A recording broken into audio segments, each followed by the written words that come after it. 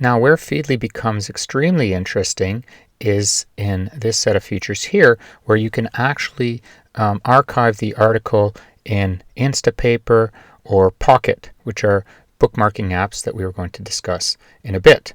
So, assuming that you've configured your Pocket settings, you just click on that button and look at that, Save to Pocket. So that means that when you go to Pocket, you can see your article. So let's see what this looks like right now. So let's go to Pocket, auto-complete that, and notice that this article has been archived as Feedly promised to do. Click on that, and there's the Pocket representation of that particular article. Of course, the highlights that you applied are not maintained, and we'll show you a solution later that actually allows you to preserve your highlights across services. Or despite services, we should say.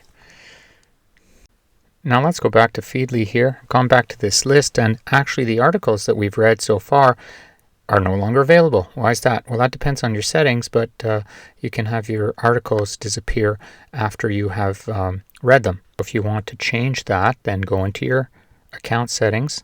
Over here, manage your accounts, and then there's all kinds of options that you can use, that you can set. You can work through here. Get rid of that. Change your appearance here. Various appearance options. Sharing and saving and sharing. Whether something is marked as read immediately, or whether you need to confirm. And if you want to see your articles again, you can use the back button, of course, up here, or you can come back to the site that you were at and say, look, I would like to see all of my articles from this source, not merely the ones that I have not read.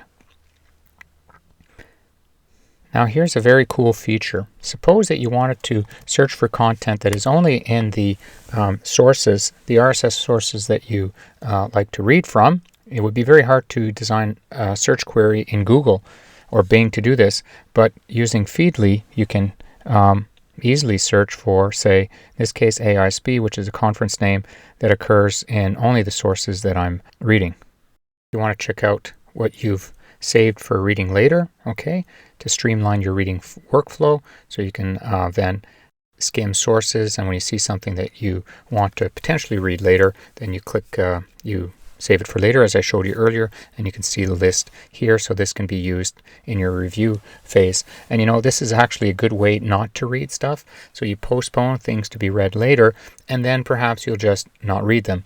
And some would say that's a waste of time to have done that, but on the other hand, you can save yourself some time, because what you've done here is you've basically created a short list for reading. There's no need to necessarily read everything on your that's on your short list. Another thing I'd like to show you here is that you can organize your home page a little bit. So you can move, say, this into that. Oh, another feature that is evident here is that there's Pinboard integration. So we'll talk about Pinboard again in a bit.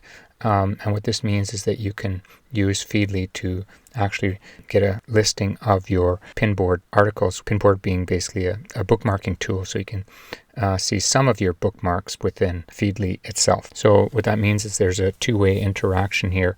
You can get content from Feedly into Pinboard, and you can read Pinboard content in Feedly.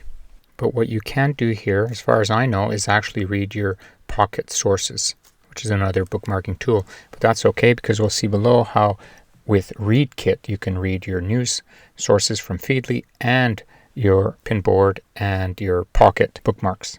I'd like to point out something else that's quite handy, which, as you can see here, you can organize your feeds into folders. Okay, so now in the old days you might have done this with bookmarks, but you would have had to check on every, if you wanted to survey the recent articles from several websites, you'd have to click on each individual website and actually scroll through the websites in an interface that's not at all compact. So it would be very time consuming.